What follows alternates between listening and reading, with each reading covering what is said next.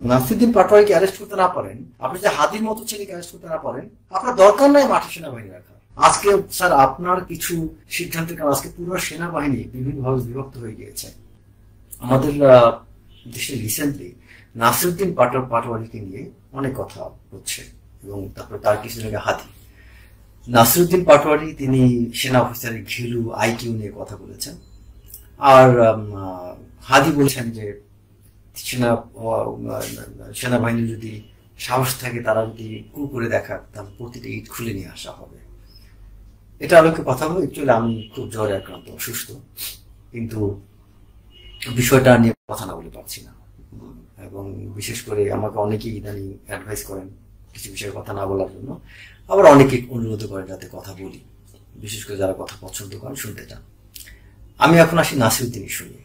এই যে দেখেন, এনসিপির একটা ছেলে নাসিরুদ্দিন পাটোয়ারি, তিনি কি যাচ্ছে তাই বক্তব্য দিলেন। যে ছেলেটা সম্পর্কে আমি তথ্য পেলাম 2015 সালে সে আইসিসবি পরীক্ষা দিয়ে রিজেক্টেড হয়েছেন, আইকিউ টেস্টে নাকি ফেল করেছেন। তো এখন সেই নাকি যে সেনা কর্মকর্তারা বিভিন্ন পরীক্ষা বা প্রতিযোগিতামূলক পরীক্ষা আইকিউ টেস্ট দিয়ে যারা সেনাবাহিনীর অফিসার হয়েছে, ট্রেনিং সম্পন্ন করেছেন, তাদের ঘিলু নিয়ে কথা বলছেন কে, যারা আইকিউতে যিনি কোনো পাস করেন নাই।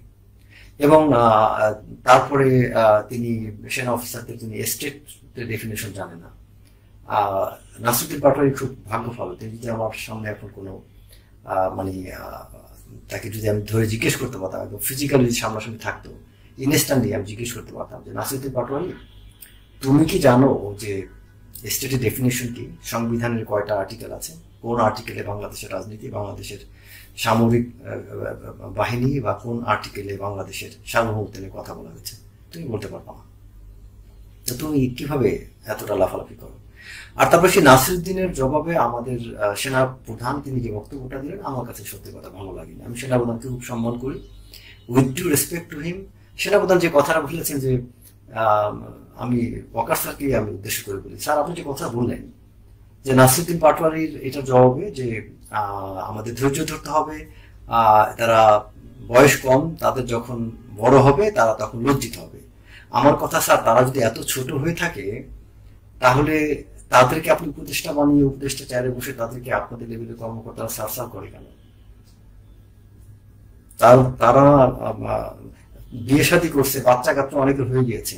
আপনার সেনাবাহিনীতে স্যার অনেক লেফটেন্যান্ট ক্যাপ্টেন আছে, তারা তাদের চেয়ে বয়স কম। তাদের কথা কি স্যার আপনি একটু ভাবতে পারলেন না? তরুণ সেনা কর্মকর্তাদের বুকে কতটা রক্তক্ষরণ হয়। আমি যেন ওয়াকার স্যারকে বলবো, স্যার আপনি সেনাবাহিনী কর্মকর্তা দয়া তো একটু দেখেন না। আপনি দেশের, আপনি যে ধর্মীয় যাজকের মতো দেশের বিভিন্ন মানুষের প্রতি আপনার সমবেদনা, এতটা মায়া মমতা আপনি দেখাচ্ছেন, সেনা কর্মকর্তাদের কষ্টটা কেন দেখতেছেন না? আজকে স্যার আপনার কিছু সিদ্ধান্তের কারণে আজকে পুরো সেনাবাহিনী বিভিন্নভাবে বিভক্ত হয়ে গিয়েছে। এই সেনাবাহিনীতে দেখেন স্যার বর্তমান অবস্থাটা কি। আজকে আমরা সেনা কর্মকর্তার বাইরে যারা কথা বলি তারা বেজ্জিত হই, আমাদেরকে মানুষ অনেকে দালাল বলে। আমাকে আমি অনেকবার, এই যে আমেরিকা থেকে লেফটেন্যান্ট কর্নেল মুস্তাফিজ স্যার, ওনার অনেকবার বকাঝকা খেয়েছি আমি, কিন্তু কিছু জায়গাতে আসলে ওনাকে আমি উত্তর দিতে পারি না। তো এই জায়গাটা হচ্ছে যে স্যার কিছু জায়গায় তো স্যার আপনার আসলে কিছু ভূমিকা রাখা উচিত ছিল। সবকিছু তো মানে একেবারে আমরা জায়েজ বলতে পারি না। এই যে ইট খুলে নিয়ে যাবে কেন, এটা বলার সাহসটা কেন পাইল স্যার? কেন হাদের মতো ছেলে কেন এই কথা বলতে পারে? কেন বলতে পারে নাসিরুদ্দিন পাটোয়ারি যে সেনা অফিসার ঘিলু নাই, তারা গুলি করতে জানে না, তারা স্টেট ডেফিনেশন জানে না? এসব কথা বলার সাহসটা স্যার কিভাবে এই নাসিরুদ্দিন পাটোয়ারির মতো মানুষ পায়?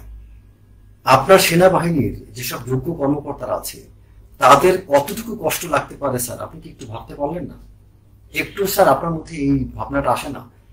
মানে আপনি স্যার জোর করে সেনা কর্মকর্তাদেরকে যে হেদায়েতটা দিতে চাচ্ছেন স্যার, স্যার আমি আপনাকে বলছি ওয়াকার স্যার, আমি আজকে পর্যন্ত কমপক্ষে আপনার অফিসাররা যারা বিভিন্ন জায়গায় ফিল্ড লেভেলে আছে, কমপক্ষে 30 থেকে 40টা অফিসারের কিছু ভিডিও লিঙ্ক টিম পাঠাইছি দেখলাম, এবং তারা কি মিন করতে চেয়েছে যে আপনি যে বক্তব্যটা দিয়েছেন এটার কাউন্টার করে, যে নাসিরুদ্দিন পাটোয়ারির এই বয়সের কথাটা কেন, এই পার্থক্যটা আপনি এই আপনি অজুহাতটা দেখালেন।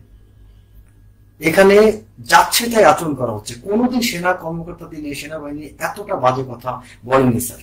তত্ত্বাবধায়ক গভর্নমেন্ট আমলে তখন কিন্তু সেনা কর্মকর্তাদের নিয়ে এত কথা, বাজে কথা কেউ বলেন, এত ছড়াছড়ি হয়নি।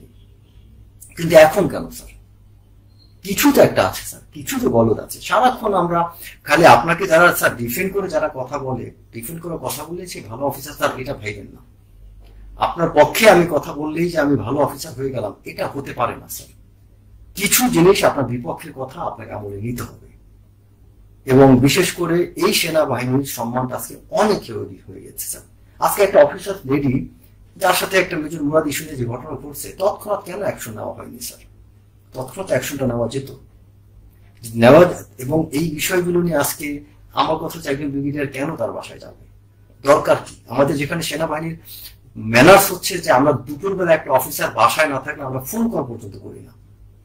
অফিস টাইমের পরে আমাদের অফিসারের বাসায় ফোন করার কথা, কারণ এটাই কাটছে, এটাই ম্যানার।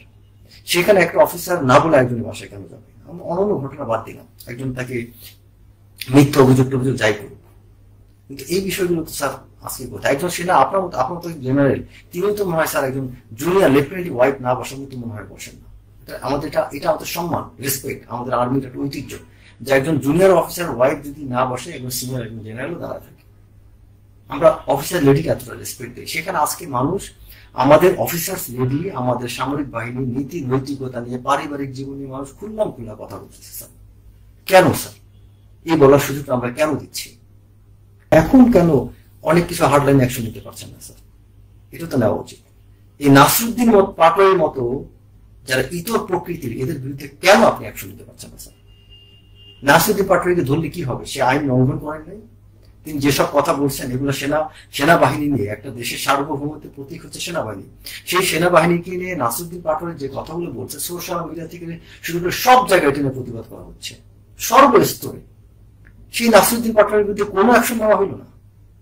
আমরা এখানে ধর্মীয় যাজকের মতো বক্তব্য দেবো স্যার? এটা কি সেনা অফিসারের কাজ? আমাদের কাজ? আমরা দরকার যে অ্যাকশন নিতে না পারে আমাদের মাঠে থাকা দরকার নাই।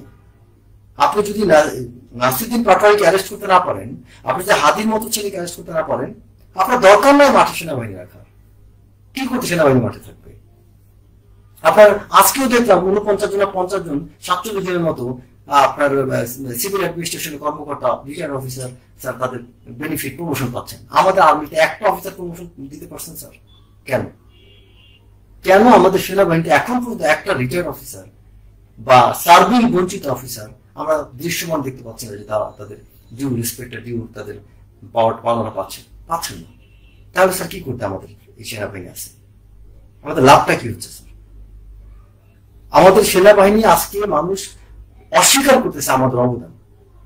যে সেনাবাহিনী আন্দোলনের সময় সবচেয়ে বড় টার্নিং পয়েন্ট ছিল, সবচেয়ে বড় টার্নিং পয়েন্ট ছিল গত 2024-এর 3 আগস্ট, যেদিন আপনি জুনিয়র অফিসারদের সাথে কথা বললেন। সবচেয়ে বড় টার্নিং পয়েন্ট। রিটায়ার্ড অফিসাররা রাস্তায় নামার পরে মানুষ মনোবল পেয়েছিল। সবচেয়ে বড় টার্নিং পয়েন্ট ছিল আমাদের রিটায়ার্ড অফিসারদের অবদান। আজকে সেই অফিসারগুলোর দিকে কাটা চলাচলি হচ্ছে স্যার। সেই অফিসারগুলো আজকে ক্ষতিগ্রস্ত হচ্ছে, তাদের একটা অফিসার প্রমোশন পাচ্ছে না, তাদের কোনো কিছু হয়নি। সিভিল একজন কর্মকর্তা এত কিছু পাচ্ছে। আপনি সেটা একটা জিনিস কি স্যার, একটা কথা আছে যে মানে শাসন করা তারই সাথে সহায়ক করে। যে আপনি সেনাবাহিনীর প্রতি প্রপার ওনারশিপ থাকলে আপনি শাসন করতে পারবেন স্যার। প্রপার ওনারশিপ না থাকলে আপনি শাসন করতে পারবেন না। এই সেনাবাহিনীকে সত্যি কথা আপনার অভিজ্ঞ অনেক বেশি ভালো জানেন। আমি মনে করি এই সেনাবাহিনীকে আমাদের মান সম্মান রক্ষা করার সময় আসলে সত্যি কথা আমরা রক্ষা করছি না। সেনাবাহিনীটা নষ্ট হয়ে যাচ্ছে দিন দিন। এবং সেনাবাহিনী শুধু আমরা সেনা অফিসাররা না, আমাদের আত্মীয় স্বজন যারা আছে, বন্ধু বান্ধব যারা আছে, যারা সেনাবাহিনীকে ভালোবাসে, তারাও কিন্তু ক্ষত বিক্ষত হচ্ছে। আজকে নাসরুদ্দিন পাটোয়ারির মতো মানুষের কথায় কিছু না করা মানে আমরা মেনে নিচ্ছি যে আমরা ঘিলুলেস। নাসরুদ্দিন পাটোয়ারির একটা কথাকে মেনে নেওয়া মানে আমরা ঘিলুলেস। কেন আমরা নাসরুদ্দিন পাটোয়ারির উত্তরটা দিতে পারছি না? কে নাসরুদ্দিন পাটোয়ারি? তার এখানে সেনাবাহিনী কিনে কথা বলে, সে আন্দোলন করছে, ঠিক আছে। সেনাবাহিনী না নাসরুদ্দিন পাটোয়ারির কথা বলার কে? সে বাংলাদেশে কোনো সরকারি কর্মকর্তা ছিল? তার বাংলাদেশে আন্দোলন ছাড়া কোথায় তার অবদান? এই আদারদের আন্দোলন তো অনেকেই ভাবে করতে পারে। মুক্তিযুদ্ধ আন্দোলন হয়েছে, 90 গণঅভ্যুত্থান হয়েছে, 69 গণঅভ্যুত্থান হয়েছে। 90 গণঅভ্যুত্থানের পরে কোনো ছাত্র তো আসে নাই বাংলাদেশ চালাইতে।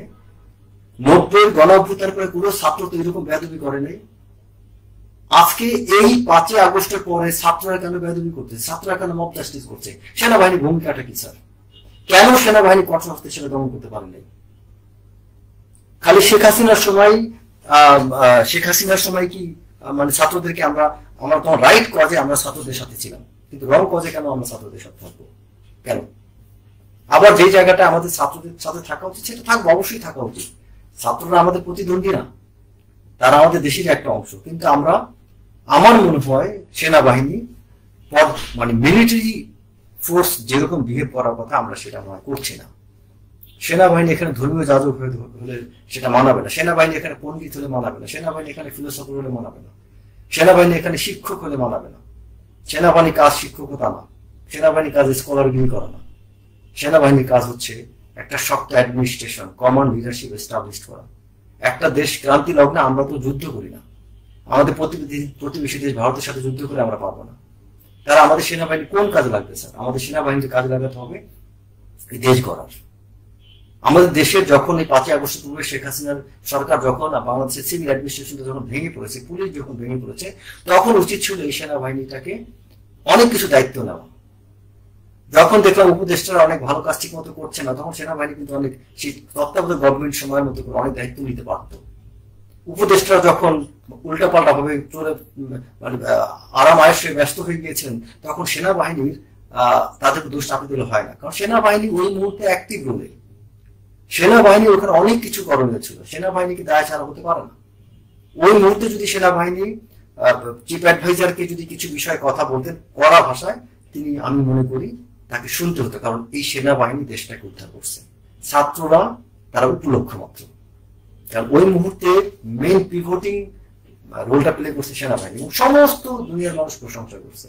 আমেরিকা থেকে আজকে যে ইলিয়াস গালিগালাজ করেছে, ইলিয়াসও প্রশংসা করছে, কামাল মুস্তাফিজ সেও প্রশংসা করছে, পিনাকি বলেন, সবাই প্রশংসা করছে। সেই মানুষগুলো বুঝলাম তারা বাড়াবাড়ি করছে, পিনাকি হয়তো বাড়াবাড়ি করছেন, ইলিয়াস বাড়াবাড়ি করছেন, অনেকে করছেন, কিন্তু এই মানুষগুলো সব কথাই কি মিথ্যা? সব সমালোচনায় কি মিথ্যা? এটা তোমরা ডিনাই করতে পারবে না। আমাদের এই জায়গাগুলোতে আসলে একটা বিষয় কি, যে আমি কিছু বিষয় কেউ আমাকে নিয়ে বাড়াবাড়ি করলে, আমি সত্য সঠিক থাকলে আমি কাউন্টার করতে পারবো। আমি যখন গণহারে একটা না আমি ভুল করতে থাকবো, আমার কাউন্টার করার সুযোগ নাই।